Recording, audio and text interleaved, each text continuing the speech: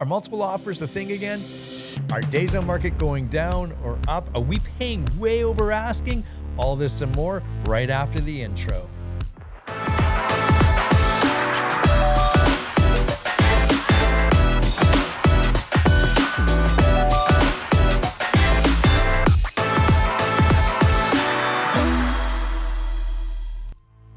Yes, my friend, we are back with another market update for Toronto, and we're going to talk about multiple offers, and we're going to talk about paying over asking, and we're going to talk about days on market. And I got all the stats here. We're going to look at the McGowan report for this week. Thank you for those that have been reaching out to me, because over the last couple of weeks, it's kind of been bonkers with our local market here. So thanks for doing that. Lots of questions coming in. And also in the show notes below, I put together 3 new reports on how to buy a property if you're a first-time home buyer, the questions to ask. If you're a seller, what do you need to know as a seller when you're selling in a market like this? And negotiation tips. If you want those reports, hit the link below. They're there for everyone. Instant download. How cool is that? Okay. Multiple offers. Yes, my friends, in Toronto, that is becoming the norm again.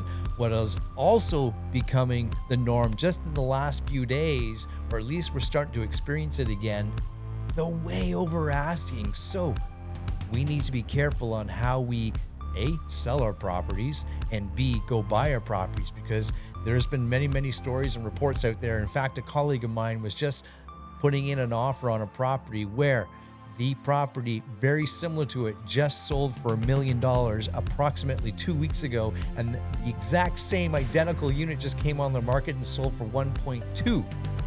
So what's that telling us? That means we need inventory. We have a lack of sellers, and we got to talk about selling our homes, or we're going to start going nuts again. Anyways, let's look at the last week and see what's going on in Toronto real estate, and look at the numbers, because the numbers don't lie. We're going to do that by sharing my screen. Okay, here's the McGowan report, and we're going to look at the numbers dating from April 9th to the 15th, and you can always download this below. If you don't want to watch any more of the video, just look at these numbers over here. Boom, we're done. Okay. Look at this. We're going to see some number of total listings versus last year. So gray is this year. And of course, the red is this time last year, the same time frame. And you can see those numbers are going to look a little bit different. We're definitely low on listings, yet our average price is slightly up compared to last year. And our total sales is definitely down by about 300, just over 350-ish properties right in around here. That's quite a bit, actually. That is quite a bit. It's actually 400 properties, which as that definitely adds up. We certainly has seen a spike in the first couple of weeks here in April, and we're going to talk about that. We're going to talk about obviously the days on market and what is it doing to our negotiations, everything like that. Okay. Looking at total number of listings, yes, we are down just ever so slightly. Well, maybe 13% is not ever so slightly compared to this same time last year. The previous years, well, those years were bonkers. Let's not even compare those years. And then you can see this year how we've been trending by the week, number of new listings. And you can see beginning of April, we were down, yet we're trending back up. That's quite a big difference, in fact, and this is a good thing, but this shouldn't come as a surprise, because April showers bring May flowers. That also brings May sales. So we're starting to see listings pop up like we do every year, right? Okay, scrolling down, we're going to look at the average list price, and this is something that, to me, especially over the last couple of days and over this past weekend, this is changing. The strategy is changing. We're seeing a lot of listing agents and sellers price below market value and getting that over asking. So we're going to see some really skewed numbers, I believe, over the next couple of weeks. So what's happening here is this is definitely the highest, or almost the highest, that has been, just off by about $1,000. It has been, from a listing perspective, across all property types in Toronto since dating back to February a few months ago. But we are definitely seeing that trend move up. But I think we're going to halt right around here, maybe a little bit higher, but we're definitely going to see that over over asking price getting solidified.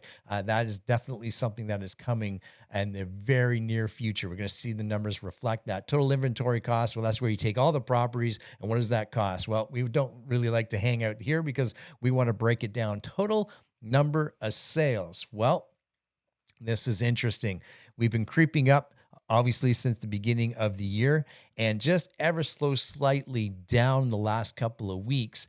But that number, as we finish out April here, that's going to ramp up and ramp up fast. Now, is it going to be like it has been in any other average year? Like last year was somewhat average, and let's go back pre-2019. I don't think we're going to see those numbers again because we still have a lot of confused homeowners out there. And when you're confused, what do? Nothing. You're going to sit on the sidelines and wait.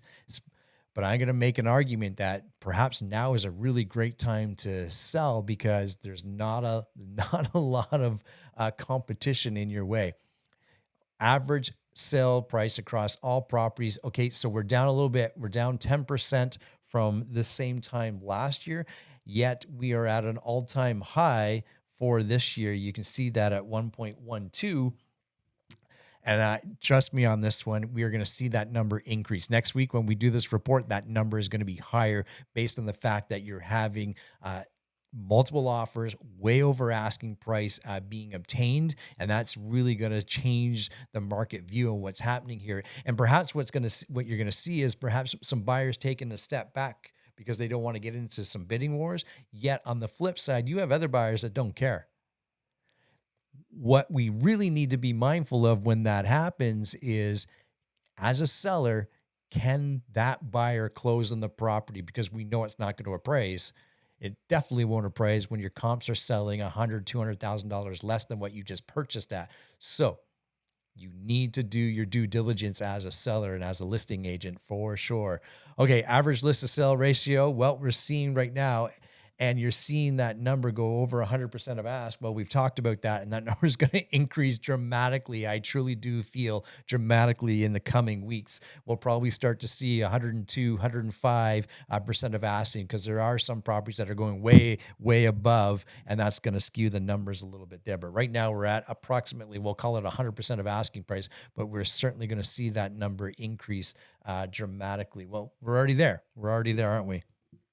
Okay, average days on market. Now, this one took me by surprise. I got to tell you, we crept up a couple of days since the last time we looked at this report. 21 days versus 18, which is still nothing. So that's 3 days on market, and I feel that number is going to come down as sellers price their home below market value to generate that excitement and that bidding fest on their properties. And they're going to hold offers till about the 5th or the 7th day and take a firm offer. So we're going to see that number come down. I truly do believe probably down to about that 17, 18 days is what we see when we're in a market like that. Because there's always some properties that sit in the market longer than others, but that's certainly going to come down. And we're gonna look at something in just a moment here. Total sales and volume. You know, I don't like to hang out there, but I thought this was interesting. I'm gonna just move my screen for a second here, and I picked up the city of Markham. I want to look at Markham because Markham's a big space, big area, and it has lots of condos. It also has lots of detached homes and townhouses. We're going to see some of those numbers fluctuate since the beginning of the year and have a look at that. Okay, so what you're looking at here is the sold stats, the current sold stats until yesterday for the town of Markham. And I've already highlighted something in here. So we're going to look at detached, and you'll see two numbers. First of all, we're going to look at the median. We don't want to look at the average. We want to look at the median. And the number that I've highlighted is 1.768. That's the median price for a detached home in Markham. And if you look at year to date, if you take all these 382 sales and the median price for that is 1.675, which means it's gone up over $100,000 really since the beginning of January and February. So we are seeing some prices really, really move. And if you look down here at the townhouses, freehold townhouses, that number has gone up by about $30,000 as well. So This number I thought would be higher. The townhouse number I thought would be higher. I think we're going to see that gap increase and increase. But the detached market in Markham, as an example, is on fire at that moment, at this moment. And we could look at all, we could look at Peel, we could look at anything like that, and we're going to see that and just like I was talking with my good friends in Vancouver, their detached market is on fire as well, and yet the condos are just kind of hanging on a little bit. Our condos here, you can see condo apartments, you see have actually decreased a little bit since the beginning of the year, because the beginning of the year, when you were really uncertain, you were going to go buy those condos or that entry level. Now things have leveled out a little bit. The detached home buyers have come out to play. So interesting. Listen to what I just said. The detached home buyers have come out to play. So with that said, if you're a detached homeowner, maybe now is the time to sell. If you're a detached home buyer, just know that you're going to have a lot more competition than you did a few months ago. So there you have it, my friends. That's the McGowan Report. Go download it. And hey, we always got to finish it off with the dancing Gare over here.